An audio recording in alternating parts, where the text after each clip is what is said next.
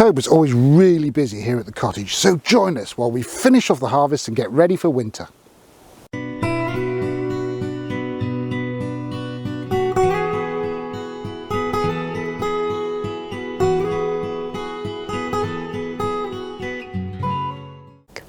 Welcome to English Country Life. My name's Fiona, and together with my husband Hugh, we run a homestead smallholding here in South Lincolnshire in the UK. October is the month where the weather is really turning. I mean, look at me, I'm bundled up because it's so much colder than it has been, and we've got the constant threat of rain going on. So we are in a race against time with a number of things. But first of all, we want to show you hops, and that's because hops are really important to us. We use them as an ingredient in brewing because it gives a lot of flavour, and we want to show you what the hops looks like, what part of the plant do we actually harvest, and then how do we preserve it so we can use it later on. We're going to be showing you what I'm doing with the window maintenance, because I know I started this quite a while ago, but it's not been the biggest priority, and everything we do here is about priorities. But now, with a change in the weather, I've got to get on with it. Gloss takes longer to dry because it's colder, and there's a constant threat of rain, and you don't want rain on drying gloss paint because it does mess things up. Plus, I've got another piece of equipment which I'm using that you won't have seen so far, and is one of the best things we've bought here on the smallholding. The next thing to show you is the vegetable garden, because there is a lot going on there. We've got maintenance on the Jerusalem artichokes to do. We're collecting asparagus seed, and if you've never seen asparagus seed, it's quite unusual to look at, but we'll have a look at that and show you that. We're also planting out onions and garlic for winter and harvesting our butternut squash. And then finally, we're going to have a look at fruit preserving, which in this case is our apples, because we're coming to the end of the apple harvest. But we want to make sure that we have got fresh apples to eat for as long as possible through winter. So we'll show you what we're doing there. But we're also preserving them because we want apples to be able to eat them all the way through until next year's harvest is ripening and ready for us to pick off the trees. But let's get started and show you hops.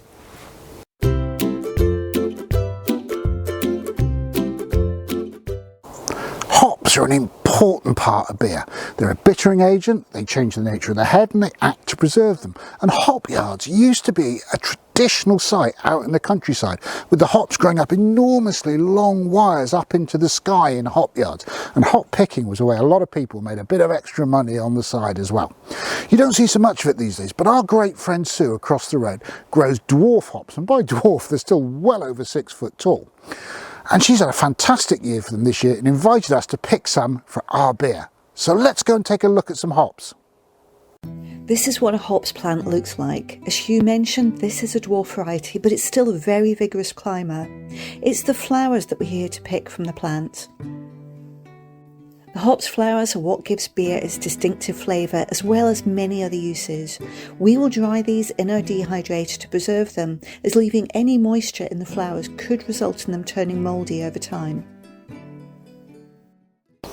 Once dried, I'm going to store the hops in an airtight jar to preserve that fragrance, and it's worth preserving. It smells incredible.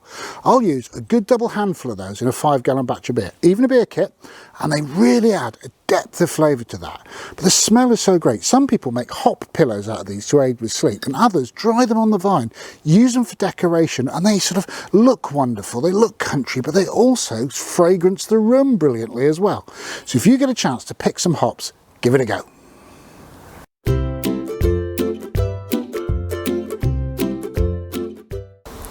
All of the windows in our house are wooden, and that means they've got to be preserved with paint. But paint has a finite life. It does need topping up and maintaining. Now, to be fair, I have been gradually working my way through all of the windows over this summer, and we're now in a race against time as to where the change is. What I want to do first is show you what I've been doing with each of the windows, but I'll do that at ground level, basically because it was easier to film that way. And then I'm going to show you what I'm using to get to the upstairs windows, because I'm not using a ladder. It wouldn't feel safe to me up a ladder actually painting the windows. So I've got another piece of equipment which does keep me safe. But let's start by looking at what I'm actually doing to maintain them in the first place. The gloss on the windows isn't in too bad a state, but there are some areas of peeling, most notably on the putty on the panes and the windowsills. First though, I need to make sure the windows are clean and then dried before I start work on the paint. I then need to sand the areas that I'm going to paint, making sure anything that's peeling is removed. The sanding is partly to even the surface where paint has peeled and partly to give the new paint a better surface to grip. Next, I wipe the surfaces I'm going to paint with some white spirit, and that removes any dust created by the sanding process. I'll put some external undercoat on any areas where I can either see the wood of the window or the putty. Once the undercoat is dry, I'll be able to put the gloss paint on. Now you might notice that I'm actually using an artist's brush on the area where the putty is. I do actually find it easier than putting masking tape on the edge of the glass, and the masking tape would normally prevent paint smears going onto the glass itself. But for me, I find it much easier to be precise using an artist's brush. Now I've done all the downstairs windows and I've done these two dormers, this one and the one behind me, but the middle one I haven't quite finished. I have painted the sides, but I need to touch up the sills on that window. The weather's turning, and as the weather turns and gets colder, the gloss takes longer to dry, so I'm having to pick my days now, because also I can't put gloss paint on when there's a threat of rain. But I've only got this window and two dormers around the other side to finish off. Now you might wonder why it's taken me so long, and the simple answer is, here on the Smallholding we're always balancing priorities. So these took second place to harvesting, putting crops in for winter, painting the barns themselves, getting that work done, maintenance on the trees, hedge cutting, so all of that additional work. And it really is a case on day to day, what's the thing which is most important that has to get done, that if you don't do it then the food's going to go off, the trees are going to suffer. Now all of those thought processes have to go in place. And you might notice I'm also on the scaffold tower. This is one that we own, and yes, it did cost us money, but it's paid for itself in one maintenance job from painting the windows, because by saving money on not paying someone externally to paint these windows, it's actually bought the scaffold tower. And this is so versatile. We've used it everywhere on the property for any jobs at height, because we can safely get up to branches that are broken off in the wind and are hanging off trees, the gutters, cleaning those out, any maintenance work on the dormer windows that are needed, it's all done safely now. So this has paid for itself multiple times over. But the last thing to show you is my very sophisticated system of getting my buckets up to height. So all of my paint pots, all of my paint brushes, anything I need, scrubbing brushes to clean the gutters, all come up here in this bucket. And I can do that very safely. It's not very sophisticated, but it does work. Anyway, enough talking. I need to get on with painting these windows.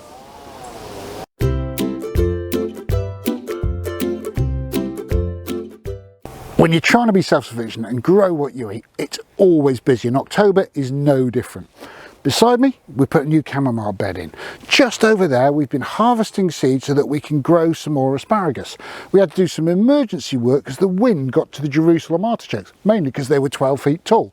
Behind that, we're trying a new experiment. We started some onions from seed in August, and we're going to try overwintering them, so we've just planted those out.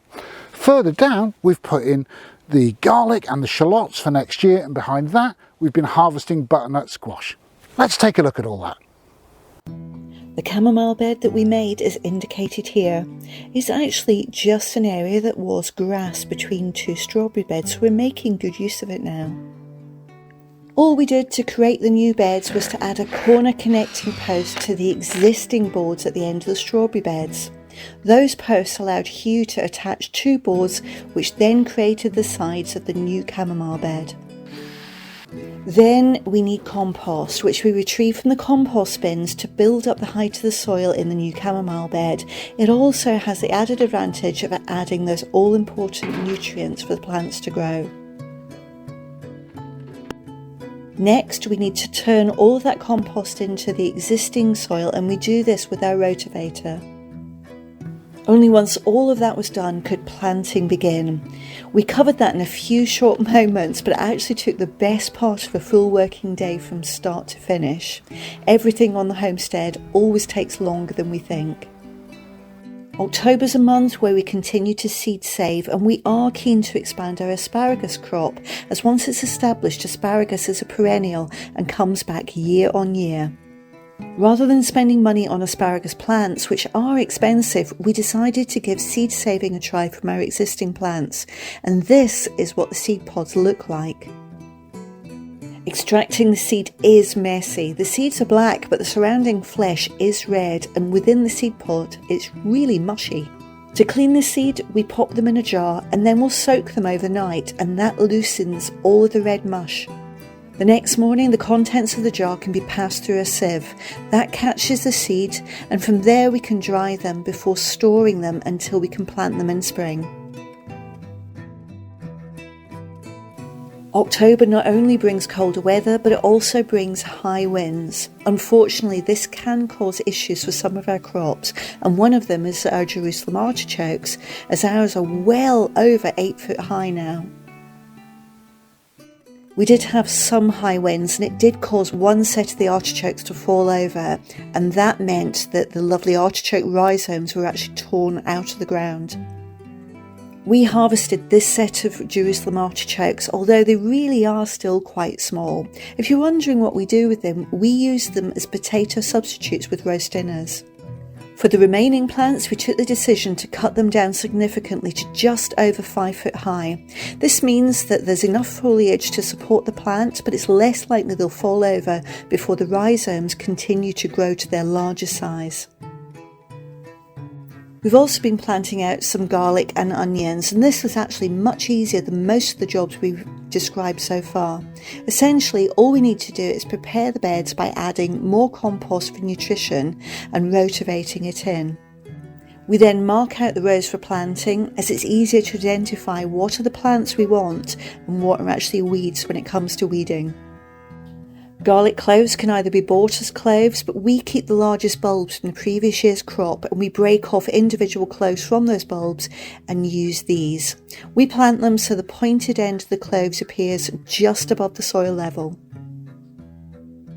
These are our onion plants, which were started from seeds saved from some of last year's crop. You can see a theme going on here.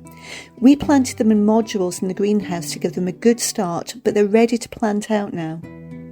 The cells in the module make it very easy to plant them, and hopefully they'll overwinter and give us a head start on next year's crop without us having to buy onion sets to plant in the spring. And one last job in the vegetable patch is the butternut squash, and October is when it needs to be harvested. It's a very vigorous plant related to the pumpkin, but the squash is just like it says. It's very buttery, and both Hugh and I love the flavour of it. We had a tremendous harvest, as you can see, and the good news is that for this squash it can be stored in a cool place, and that means it should keep for most of winter if we need it to.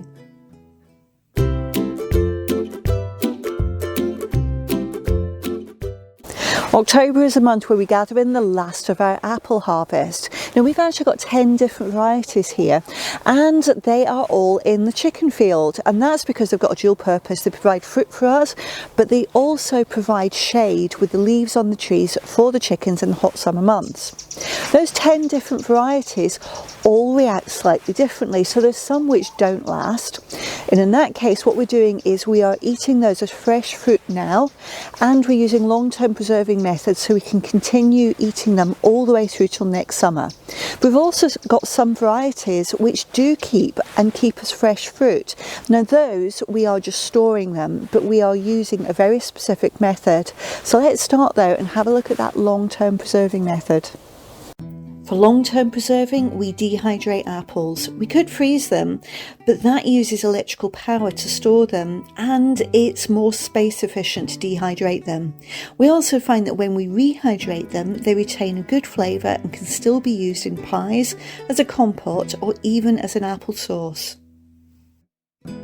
Before dehydrating them, I peel and core the apples, and given the amount that I've picked, I use this handy gadget that takes all the effort out of it. It does make the task very easy. All that's left is to pop the apples into the dehydrator to remove any moisture that could cause the apples to become mouldy when they're stored. Once they're dehydrated, I'll take them out and pop them into an airtight clip-top jar. The dehydration is our long-term method of storing apples, and that will see us all the way through till next year's harvests are ready to be picked. But we do want some fresh apples to eat too, and we've got some varieties which will last through till probably March at the very latest, but we do need to store those. And how do we go about it? Well, this is the way we do it, and this is a common method that was used in times gone by. And basically what you do is you have an old chest of drawers which is no longer useful in the house, or a box if that's what you've got available to you, and you put them in a garage or a shed, or in our case a barn, so somewhere cool which is unheated. What you then need to do is make sure that there's a gap space between each of the apples so that they don't cross-infect any rot or mould or decay from one apple to the other. Now, there are various different ways that people put apples in these chests of drawers, and that might sound a bit funny, but some people just pile them in and take the chance with any rot or decay, but they carefully check over every apple before it goes in.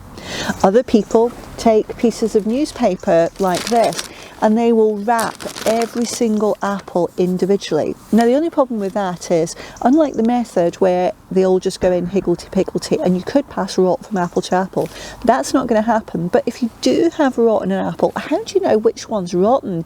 You have to unwrap every single apple to find the one which is causing the problem. Bit of an issue. So we go for a halfway house, which isn't perfect, but gives the best of both worlds.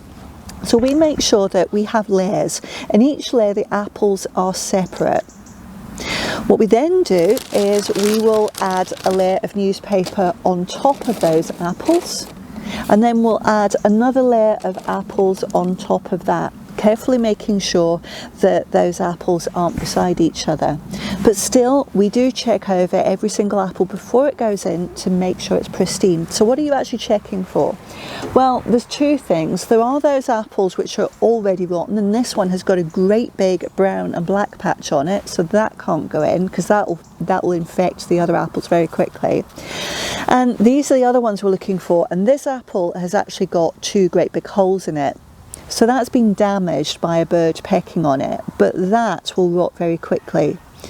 And as soon as you've got rot, that's going to infect the other apples. So these are, in our case, we're going to give those to the chickens, but you could put them in the compost, or you could cut the bad bits out and potentially use those apples for cider making. But this is a method we use to make sure we can continue to eat our longer lasting apples right the way through till early spring next year. That was October on the Smallholding. We're really feeling the transition now. We're moving into winter, and future episodes of this may have a bit more log fires, a bit more workshop time. But honestly, the growing never ends. I've still got some spring cabbage over there to plant out, and we want some of that. We want it growing through the winter. We don't want idle beds. If you've enjoyed today's episode, can you spare us 5 seconds and give us a thumbs up down below? Do you want to see all the kind of coop maintenance and projects that we do over winter? And if you do, tell us in the comments the kind of things you want to see, and we'll try and incorporate them in future videos. And if you want to see those videos and everything else we make, just click on subscribe. If you haven't subscribed to the channel, hit the bell next to it. You'll hear every time we upload a new video. But for today, thanks for watching. Come back and see us soon. Take care.